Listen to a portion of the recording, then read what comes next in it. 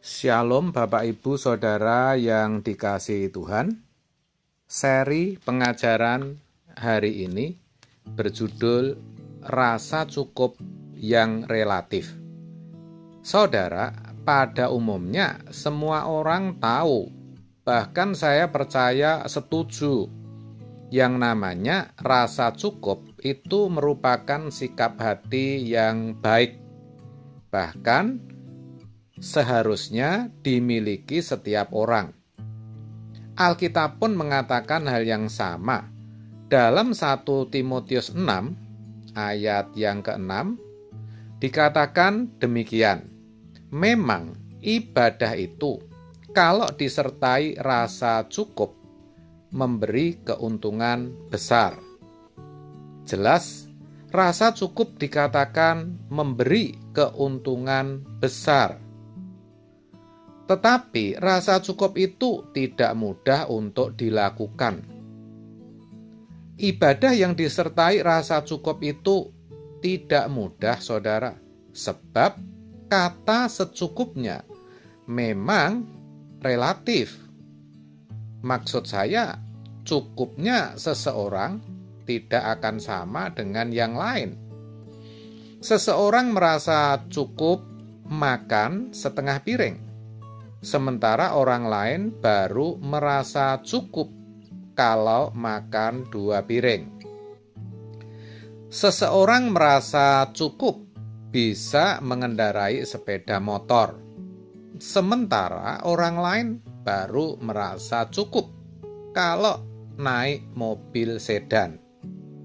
Seseorang merasa cukup dengan penghasilan 2-4 juta.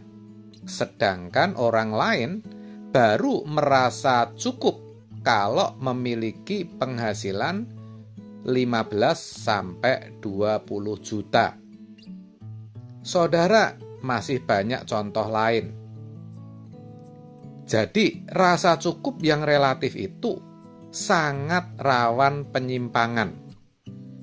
Dalam hal ini, kita temukan bahwa hanya orang yang dewasa secara rohani yang akan mengerti arti kata secukupnya.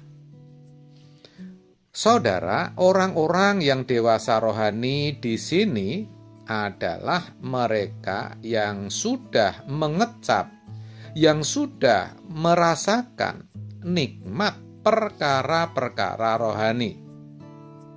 Orang seperti ini adalah orang-orang yang memiliki sukacita surgawi. Sementara mereka yang belum memiliki sukacita surgawi tidak akan mengerti arti kata secukupnya. Maka di ayat selanjutnya, yaitu di dalam 1 Timotius 6 ayat 8-9, dituliskan demikian. Asal ada makanan dan pakaian, cukuplah.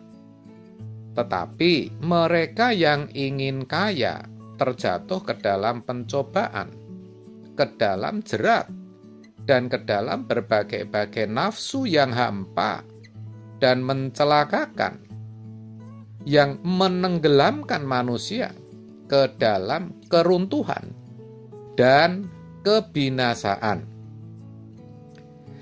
Saudara, rasa cukup yang benar adalah asal ada makanan dan pakaian cukup. Itu kata firman Tuhan.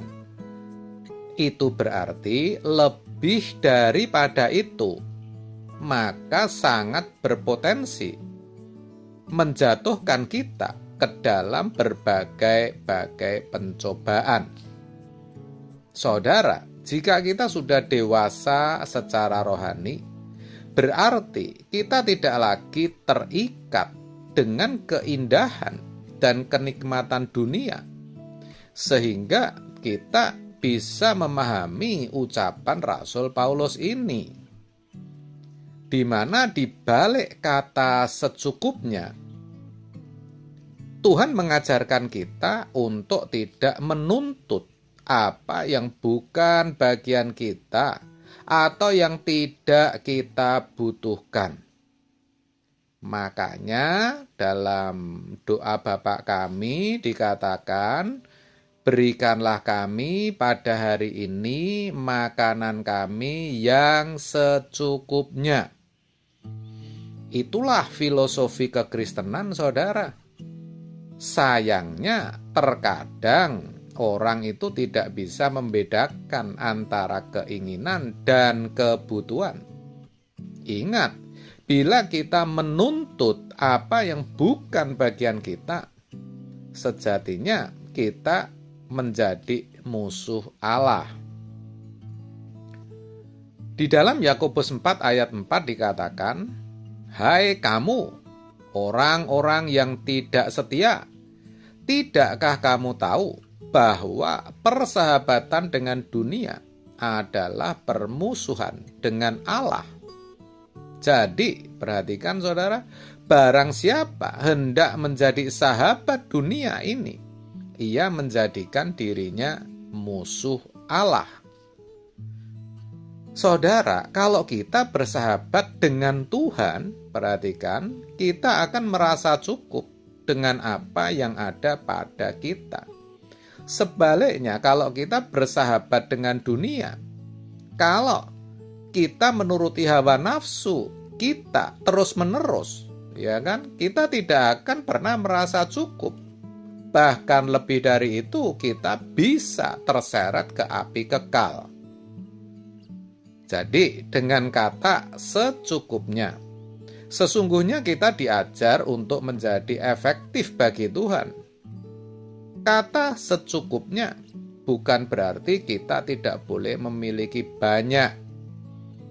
Sebaliknya malahan, kita harus memiliki sebanyak-banyaknya, tapi bagi Tuhan, untuk kepentingan Tuhan, untuk memuliakan Tuhan, untuk menyukakan hati Tuhan.